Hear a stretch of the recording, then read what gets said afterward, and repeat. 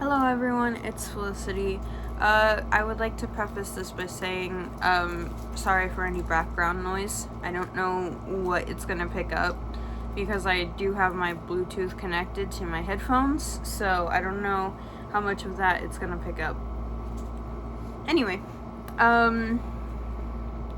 in this video, we're gonna talk about what I'm reading this month, hopefully. Because I didn't read anything last month, pretty much.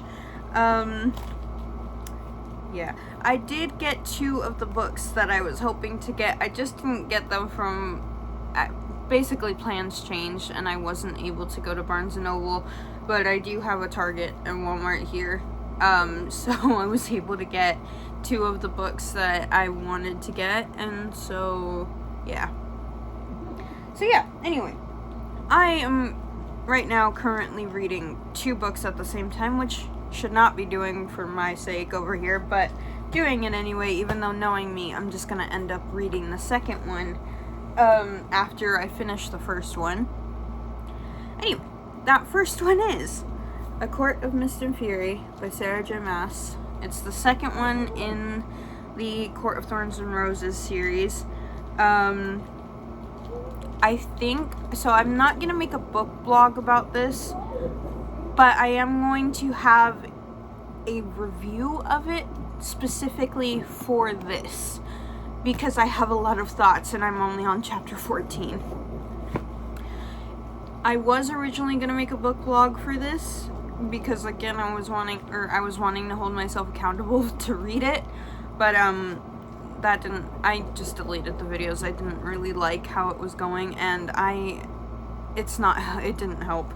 So, but yeah, I have a couple of points that I want to talk about, and I'm only on chapter 14. So, yeah, yeah, so that review will hopefully be coming soon if I finish this. I have a whole journal now to keep track of what I want to do for reading and writing. So, yeah, I have some points written down. Specifically, as the one that I can think of right now is chapter 11, page 101, or 111. I want to talk about that specifically because I just want to give Reese a hug. Anyway, yeah. So yeah, Court of Mist and Fury by Sarah J. Maas. I just was like, I don't know. I somehow convinced myself to read this series, maybe because I wanted merch from it. So anyway, the second one I'm technically reading at the same time is Dark Restraint by Katie Robert. Or Robert? Yeah, Robert? Okay. I do technically have this book. I just got it from my library because I didn't want to dig it out of my storage unit. So, yeah, it's deep in my storage unit, so I don't know where it is. So I saw it at my library and I was like, you know what, I'm just gonna get it there. So yeah, this is a Ariadne and Minotaur retelling. I don't know much other than that, because I know a little bit of the story of Ariadne, the Minotaur, and the other person involved in that story. I don't remember the name, because I love Greek mythology, but I don't remember it much. So, yeah. Why is Dionysus in this? Oh, I forgot Dionysus was supposed to be mentioned in this. Okay, anyway, I was looking at the back to it. Yeah, I'm excited about this one. I love where the plot is heading on this one, so on the Dark Olympus series in general, so yeah. And then I believe the next one is Poseidon after this one, which I have that one too, I just, again, haven't read it. So, this is also another book that I had said I wanted to get in the last video, And I want to preface this by saying, because I've done this to the other two fanfiction turned book to adaptations, I don't know how to put it, Rose in Chains and Alchemized, I have read The Auction and I've read Manacled. I have not read Draco Malfoy and the Mortifying Ordeal of Falling in Love yet, so I'm gonna be reading that before I read this book, because I want to look at the source material before I read what was inspired from it. And anyway, that is, which is my prettiest book so far to date, The Irresistible Urge to Fall for Your Enemy by Bridget Knightley. I'm actually very excited because I'm already on chapter 4 of Draco Malfoy and the Mortifying Ordeal of Falling in Love, and I really like it. So I'm excited to see how similar these two books are. This is so pretty. I'm sorry.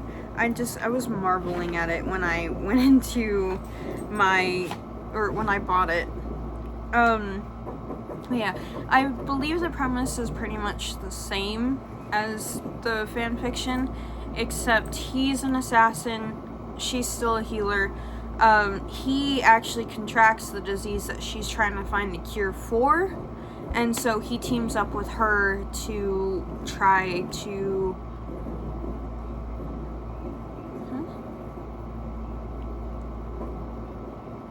Anyway, he teams up with... I got a notification that... Anyway, he teams up with her to find the cure and protect her while she's trying to find the cure. They're from enemy sides. I don't know. But, yeah. This is such a pretty book. This is, like, seriously the prettiest book I own right now. Look at that. That's so pretty. And then the inside, I'm sorry, I have to show this. That's so pretty. But yeah. Okay. Yeah. Not Draco Malfoy. The Irresistible Urge to Fall for Your Enemy. I've been excited for this since I've heard about it. I've been excited for Rose in Chains and also Alchemized, so I maybe might do a book vlog like that, so who knows? We'll see. I know I want to get Alchemized when it comes out. I don't know if I'm going to get it exactly when it comes out, but there you go. Now, the last one, I know I've had this on some of my TBR videos before, but I still have not read it. And that is The Stars Are Dying by Chloe C. Benyaranda? I don't know how to say her last name, I'm sorry. Yeah, I have gotten this from my library a couple of times, but have never actually picked it up, so partly I'm not sure what this is about. I kind of know. I don't know. This is just me. I'm such a mood reader because I don't know what I pick up, or just, okay, maybe it's not a mood reader thing, it's just a me thing, but I will like look at book covers and be like, ooh, pretty, and then whether it's from the library or it's from a bookstore, I just go, ooh, pretty, and then just take it and go without even knowing what it's about. So yeah, anyway, that's what I'm hopefully gonna read this month, knock on wood. Yeah, anyway, that's all for today. Bye.